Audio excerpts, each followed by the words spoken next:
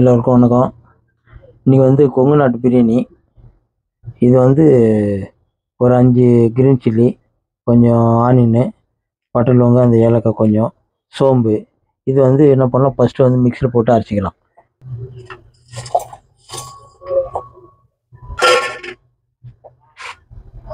இப்போ வந்து நம்ம இந்த இது பேஸ்ட் பண்ணிக்கிறேன். அது காமிச்சிருந்தீங்களா, கிரீன் சில்லி, ஆனியனு, அந்த பட்டை லவங்கம், ஏலக்காய், இதை வந்து அரைச்சிட்டுக்கிறேன். இப்போ வந்து இது வந்து மேக்னேட் பண்ணணும். பாருங்கள், இது வந்து இதில் போட்டுடலாம்.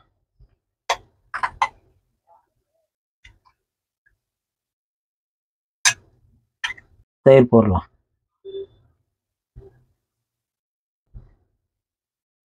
ஒரு ஸ்பூன் உப்பு இதில் போட்டுக்கலாம். போட்டு இது வந்து மிக்ஸ் பண்ணி வச்சுட்டு ஒரு 10 நிமிஷம் இருந்தால் போதும். இப்போ இந்த சிக்கனில் கூட சைடில் வந்து கோட் போட்டுக்கிறோம், ஏன்னா சீக்கிரம் மசாலா ஏறுன்ட்டு. இங்கே பாருங்கள், அது சொல்லிட்டு மறந்துட்டேன். போடலாம் கூட, அது ஊறிடும், எப்படி இருந்தாலும் ஆகிடும்.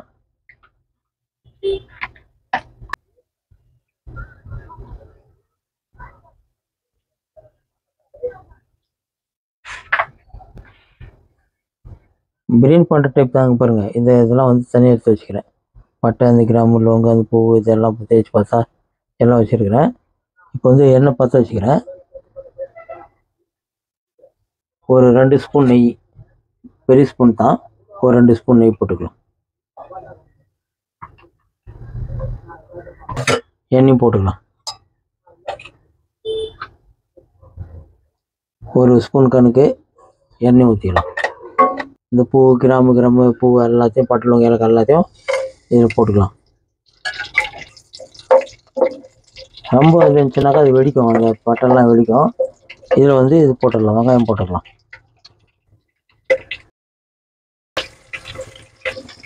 இது வந்து நல்லா ஃப்ரை பண்ணிடலாம். இப்போ வந்து இதில் ஜிஞ்சர் கார்லிக் பேஸ்ட்டு ஒரு ஸ்பூன் போட்டுக்கலாம். கம்மியாக 1 கிளாஸ் அரிசி.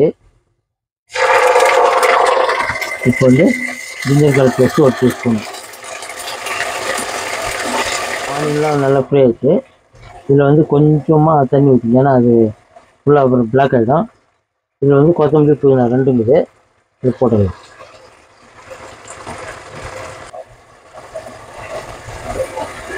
நல்லா ப்ரௌன் ஆச்சு.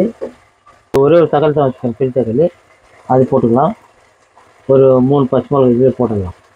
கீழே போட்டு போடலாம், எல்லாம் அப்படியே கூட போடலாம். இது போட்டுக்கலாம். ஃபுல்லாக இது வந்து கொஞ்சம் அப்படியே ஃப்ரை பண்ணிடலாம். இது வந்து ரொம்ப சிம்பிள் மெத்தடு, கொஞ்சம் கஷ்டமான பிரியாணிலாம் கிடையாது. சிக்கன் மேக்னேட் பண்ணலையா, இது வந்து இதில் போட்டுக்கலாம்.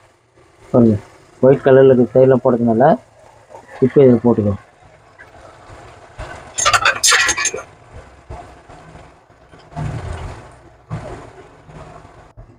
ஒரு 10 நிமிஷம் ஸ்பீடில் இருந்தால் சீக்கிரம் ஆகிடுது.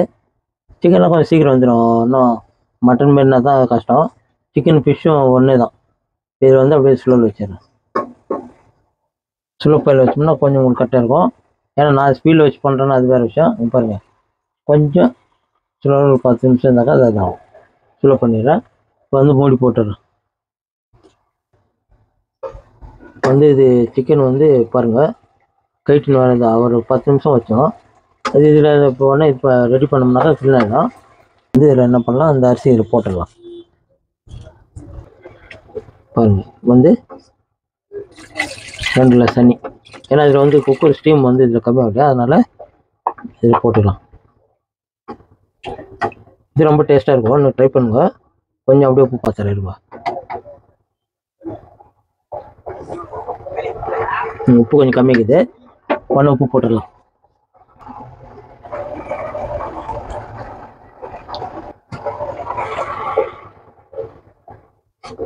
நல்லா வாசனை வரணுன்னாக்கா சிக்கன் மசாலா இல்லை கொஞ்சம் கரம் மசாலா லைட்டாக போட்டுக்கலாம்.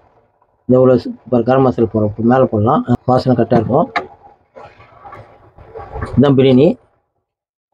லைட்டாக கொஞ்சம் லெமன் போட்டுடலாம்.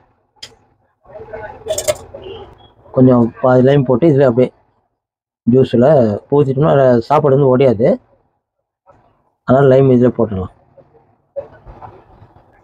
லைம் போட்டு கொஞ்சம் கலக்கிட்டு பாருங்கள் அந்த சிக்கனு கோடு போடுறதுல என்ன ஆச்சுன்னா சீக்கிரம் உடையுது. பாருங்கள் பாருங்கள் ஏன்னா சீக்கிரம் உடையுது. ஆனால் இந்த சிக்கன் லெக் பீஸ்ன்றதுனால, இது டெண்டர் சிக்கன்ன்றதுனால இது கோட் போடணும் அவசியம் இல்லை. சும்மா உங்களுக்காக சீக்கிரம் அப்படியே செய்யணும், உடையலாக கஷ்டம். பாருங்கள் எல்லாம் ஆச்சு. அந்த சாப்பாட்டில் வந்து தண்ணி கம்மியாச்சுன்னா கொஞ்சம் ஸ்லோ ஃபயர் வச்சோம்னா பிரியாணி ரெடி. பாருங்கள் தண்ணி வந்து ஜாஸ்தி இல்லை, வந்து ஸ்லோ ஃபயரில் தான் இருக்குது. இப்போ வந்து ஒயிட் கலரில் இருக்குதுன்னு நினைக்கிறீங்க, சூப்பராக இருக்குது, பிரியாணி வாசனை நல்லா வருது. இப்போ வந்து என்ன பண்ணலாம், அப்படியே ஸ்லோ வச்சிடலாம். இன்னும் ஒரு 10 நிமிஷம் இருக்கட்டும். 10 நிமிஷம் இருந்துச்சு இறக்கிடலாம். ஸ்லோவில் தான் வச்சுக்கிறேன், ஒரு 10 நிமிஷம் இருக்கட்டும். பாருங்கள் தம்மில் வச்சுருந்தேன். இப்போ வந்து அரிசிலாம் நல்லா ஊற வச்சுருந்தேன். பாருங்கள் க்ளீன் ஆச்சு. நான்ஸ்டிக்கில் வந்து அடி பிடிக்காதது தான் மெயின் ப்ராப்ளம். சிக்கன் வந்து வெஞ்சா வேலையானலாம் சொல்லக்கூடாது. பாருங்கள் எல்லாம் கட்டின்னு வந்துட்டுக்குது கறி. அதில் மார்க் வேறு போட்டுள்ள சீக்கிரம் ஆச்சு. இப்போ வந்து என்ன பண்ணலாம், இதை ஆஃப் பண்ணிடலாம். ஏன்னா அது இவ்வளோ நேரம் வந்து வச்சோம்னாக்கா க்ளீன் ஆகிடும். இப்போ வந்து பிரியாணி ரெடி ஆச்சு. கொங்கு நாட்டு பிரியாணினா அது என்ன எடுத்து இப்போ தெரிஞ்சிடலாம். அப்பா வேறு எந்த மசாலும் போல் சூப்பராக இருக்குது வாசனை. சூட வரையும் இந்த வாசனையில் சாப்பிடலான்னு நினைக்கிறேன். நீங்களும் டைம் கொங்கு நாட்டு பிரியாணி கொஞ்சம் அப்படியே சூப்பராக சாப்பிடலாம் சுட சுட.